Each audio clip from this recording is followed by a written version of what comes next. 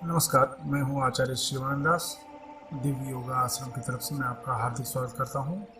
आज का जो विषय है वह है यक्षिणी साधना, यानी यक्षिणी के बारे में हम जानेंगे। आज हम यक्षिणी और उनकी रहस्यमयी जो शक्तियां हैं उनके बारे में विशेष तौर पे जानेंगे। हमारे शास्त्रों में इनके नाम बार बार आते हैं, जैसे कि देवी देवता के अलावा दैत्य, दानव, राक्षस, यक्ष, गंधर्व, अप्सराएं, चाश, किन्नर, वानर, रीछ, भल, किरात, नाग, भूत, प्रेत आदि। ये सभी रहस्यमयी ताकतें इंसानों से कुछ अलग थे और ये सभी इंसानों की, यहाँ तक कि देवताओं की भी किसी न किसी प्रकार से मदद करते थे। सात्विक गुणों में देवी देवता के बाद यक्ष और यक्षिणी का ही नाम आता है। इसके अलावा किन्नर और अप्सराओं का भी नाम आता है। इनमें से किसी को भी हमारे विज्ञान ने स्वीकार नहीं किया है। यहाँ तक कि हमारा विज्ञान देवी देवताओं को भी नहीं मानता। लेकिन आज हम इनके बारे में विज्ञान की दृष्टि से नहीं बल्कि शास्त्रों की दृष्टि से जानेंगे। इसमें यक्ष, यक्षिणी, गंधर्व, अप्सराएं, किन्नर ये सभी सात्विक गुण से संपन्न होते हैं तथा अन्य सभी तमोगुण यानी तामसिक गुण वाले माने जाते हैं। लोग यक्ष, यक्षिणी को भूत प्रेत की तरह मानते हैं, लेकिन यह सही नहीं है। आज हम कुबेर को भगवान की तरह मानते हैं, जो कि यक्ष प्रजाति के हैं और इन्हें यक्षराज भी कहा जाता है।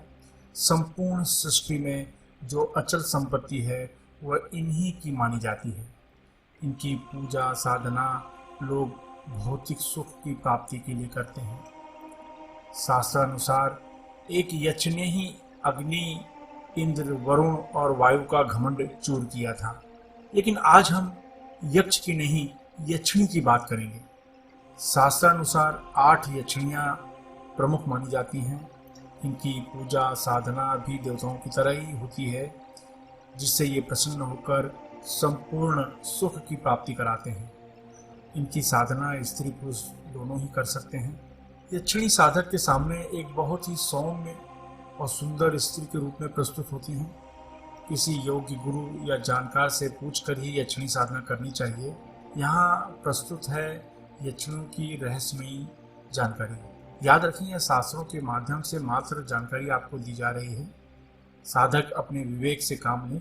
यह साधना 3 रूपों में की जाती है।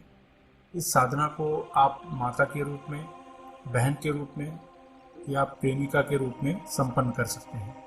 इन 8 यक्षिणियों की एक साथ में भी साधना की जाती है, जिसे अष्ट यक्षिणी साधना कहते हैं। इनका मंत्र है ओम ऐं श्रीं अष्ट यक्षिणी सिद्धिं सिद्धिं देहि नमः। खैर, अब जानते हैं 8 यक्षिणियों का स्वभाव। सुर सुंदरी यक्षिणी, अगर आप इनकी साधना करते हैं तो इनसे मिलने वाले लाभ। इस यक्षिणी के बारे में कहा जाता है कि इनकी साधना आप जिस रूप में करना चाहते हैं, ये उस रूप में आकर आपके स्वप्न के माध्यम से आपकी सहायता करती है। यदि इनकी साधना पूरे नियम व अच्छे उद्देश्य से कर रहे हैं, यह साधना सिद्ध होने के बाद यह आपको ऐश्वर्य, धन, संपत्ति आदि भी प्रदान करती है। ये अप्सरा की तरह सुंदर होने की वजह से इन्हें सुर सुंदरी कहा जाता है। इनका मंत्र है ओम ऐं ह्रीं आगच्छ सुर सुंदरी स्वाहा। दूसरी यक्षिणी है, इनका नाम है मनोहारिणी यक्षिणी। इनकी आप साधना जब करेंगे तो उससे आपको क्या लाभ मिलेगा।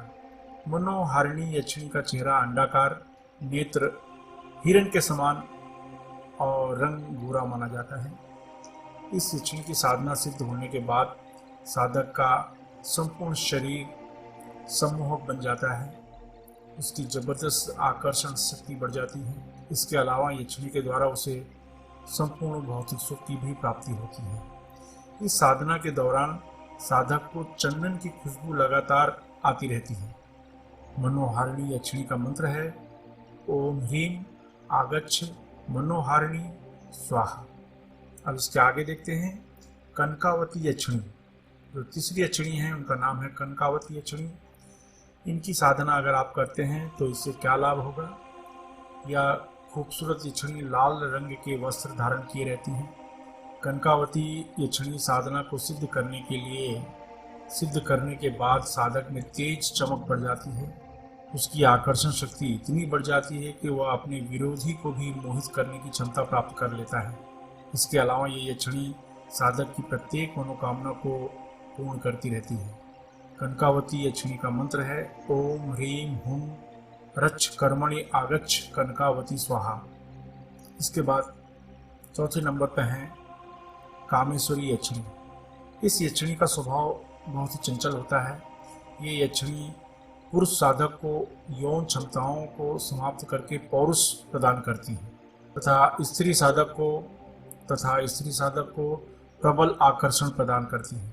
इसके अलावा साधक भौतिक रूप से भी सफल होते हैं। कामेश्वरी यक्षिणी का मंत्र है ओम क्रीम कामेश्वरी वश्य प्रियाय क्रीम ओम। अब इसके बाद अगला है रति प्रिया यक्षिणी। ये यक्षिणी की देह स्वर्ण के समान होती है। यह यक्षिणी साधक को हर क्षेत्र में आनंद प्रदान करती रहती है। ये अपने साधक यानी किसी भी स्त्री पुरुष को कामदेव रति के समान आकर्षण तथा सौंदर्य प्रदान करती है। रति प्रिया यक्षिणी का मंत्र है ओम ह्रीम आगच्छ आगच्छ रति प्रिया स्वाहा। इसके बाद है पद्मिनी यक्षिणी।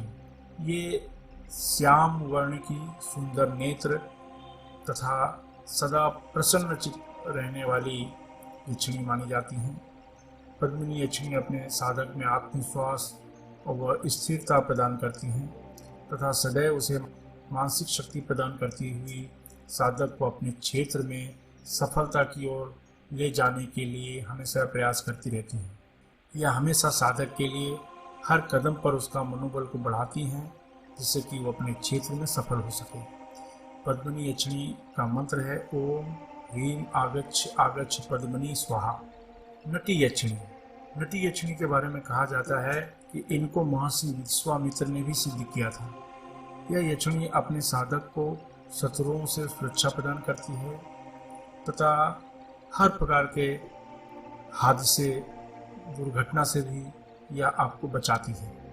इस नटी यक्षिणी का मंत्र है ओम ह्रीम आगच्छ आगच्छ नटी स्वाहा। इसके बाद है अनुरागिणी यक्षिणी। जब इस यक्षिणी की आप साधना करते हैं तो उसमें जो सफलता मिलती है वो इस प्रकार है जैसे कि ये सफ़ेद चमकीले वस्त्र धारण करती हैं। यदि इनकी साधना सिद्ध हो जाए तो साधक को धन मान यश आदि से तृप्ति कर देती हैं। अनुरागिणी यक्षिणी का मंत्र है ओम ह्रीम अनुरागिणी आगच्छ आगच्छ स्वाहा। आशा है कि यह जानकारी आपके लिए उपयोगी होगी। इसे अपने विवेक के आधार पर ही और किसी के सही मार्गदर्शन में ही करने की कोशिश करनी चाहिए। धन्यवाद।